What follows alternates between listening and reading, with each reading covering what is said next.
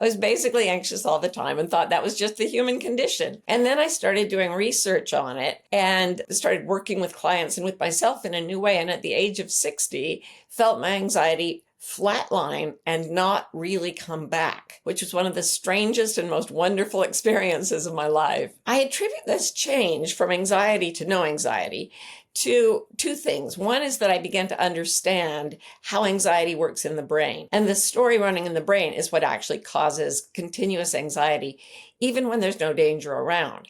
So that was one thing. I realized that was going on. And then I started to see that neurologically, the opposite of anxiety seemed to be creativity. If you look at the two parts of the brain that process that, they're kind of mirrors. And it seemed to me that they toggled. When one is on, the other goes off. We know that when anxiety comes up, creativity goes off.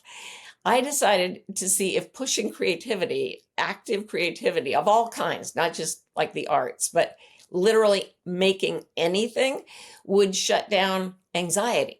And it turned out that it does. A lot of people get very anxious about creativity. And that's because at some point we learn that we're going to be judged for everything we make. NASA in the 1960s commissioned a study to detect creative geniuses. And they found that about 2% of adults they tested were creative geniuses. Then someone thought to give this test to 4 and 5-year-olds. 98% of them came off as creative geniuses. We are born to make stuff. So, and then society goes in and teaches us that we're going to be judged and compared, and it trashes the whole system. So pure creativity is writing a card to a friend, making a sandwich, inviting people to a dinner party, thinking about how to arrange your furniture or wear your clothes.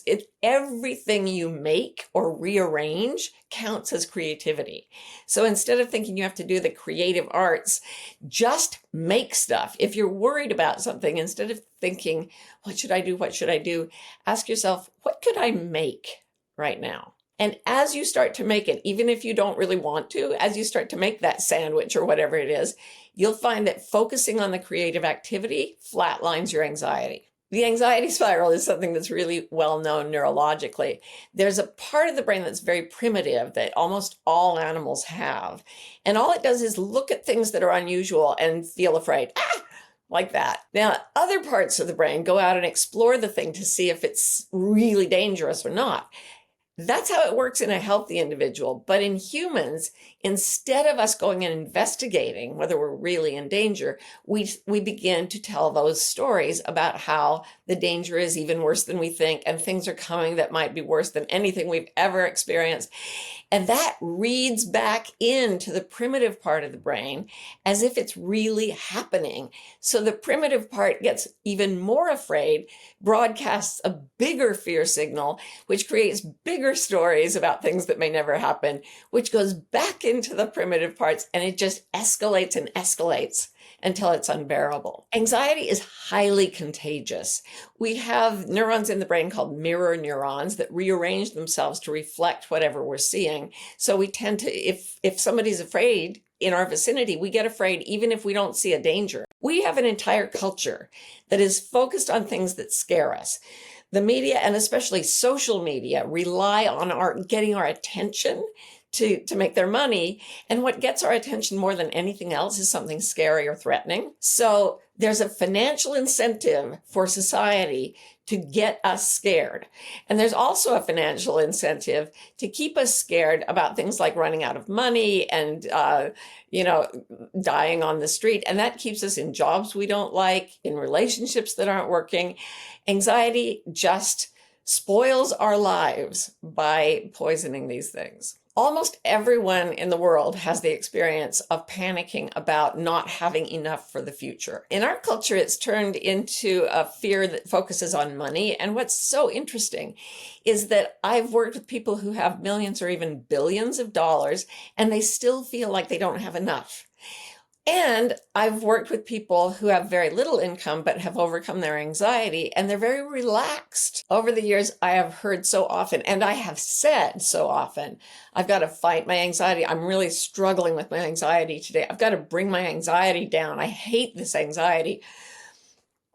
That's how we talk about it, as if it's a horrible, horrible monster. But actually, the anxiety, the anxious part of you feels more like a vulnerable, frightened, small animal. It doesn't know language and it doesn't respond to logic. But here's the interesting thing. Every single one of us is born with an inherent instinctive knowledge about how to calm a small, frightened animal. I've never met a person who's, I say, if you had a sick little puppy that on your porch in the morning, how would you approach it?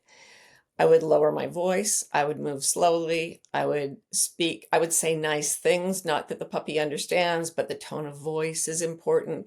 The vibration of that is important. And I've worked with hardened soldiers who know exactly how to do that innately. That's how we have to approach our own anxiety. Literally inside your head, say, I've got you. I see how scared you are. Think of it as a small animal that you're holding in your hands. It's okay. I've got you. You're going to be fine. I call this kind internal self-talk, KIST, KIST. And it's a really powerful intervention. I've gotten out of full panic attacks using it. If you're having a really high anxiety day or a panic attack, even, the very first thing you should do, first breathe really deeply, because that sends a signal to the brain that you're okay. Then do some kind internal self-talk. And then start to imagine very vividly the things you love to experience with your physical senses. So the anxiety part of the brain is logic, but the part that takes care of your senses is not anxious. So write down on a piece of paper 3 things you love to taste, and then 3 things that aren't food that you love to smell, and then 3 things you love to touch, and 3 things you love to hear, and 3 things you love to see.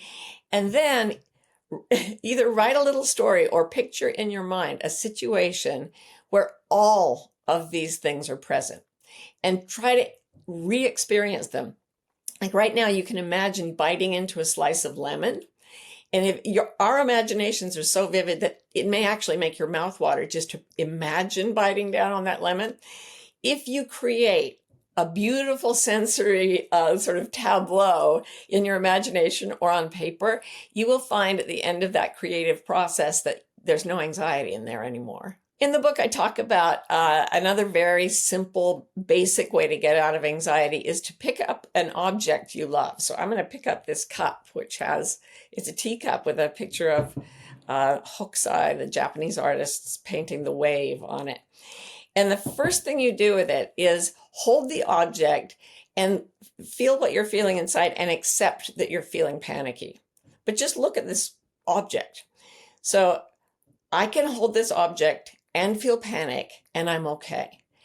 And you give yourself permission to be present with the cup and also to be afraid. Paradoxically, this makes your fear go down. At that point, you've gone into acceptance. You can start to reach a place of inner peace. So you can start to breathe more deeply and realize, here I am holding this cup and I'm feeling a lot of peace. And then you can start to bring in appreciation.